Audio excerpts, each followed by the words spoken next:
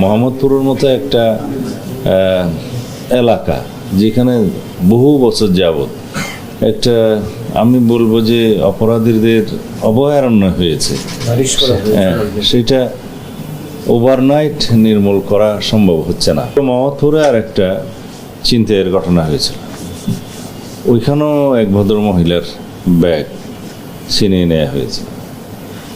সেটা 4 কি 5 ঘন্টার ভিতরে তার মালামাল সহ উদ্ধার করা হয়েছিল, আসামিকে গ্রেফতার করা হয়েছে। সেই ঘটনা আমরা এখানে আনি নাই।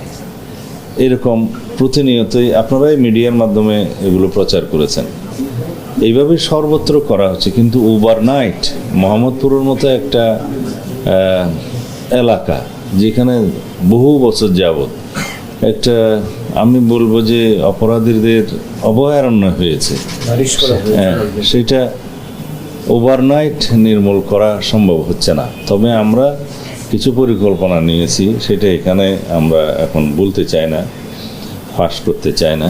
যে মোহাম্মদপুরকেও আমরা নিয়ন্ত্রণে নিয়ে আসবো ইনশাআল্লাহ, সেখানে অপরাধীদেরকে নির্মূল করা হবে পর্যায়ক্রমে। এটা পরিকল্পনার বিষয়, আমরা সেভাবে আগাবো।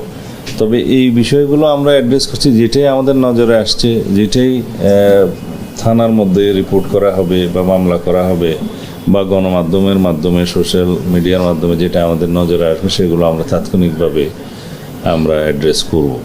তো এইভাবে আমরা করে যাচ্ছি ইনশাআল্লাহ। এই পর্যন্ত বিগত 3 মাস 3.5 মাসে বাংলাদেশ পুলিশের যে অ্যাক্টিভিটিস, এখানে আমাদের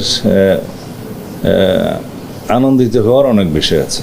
আমাদের পুলিশ সদস্যদের উৎসাহিত করার জন্য, অনুপ্রাণিত করার জন্য আমরা এই কাজগুলো করছি, তারা তাদের দায়িত্ব যাতে সঠিকভাবে পালন করে।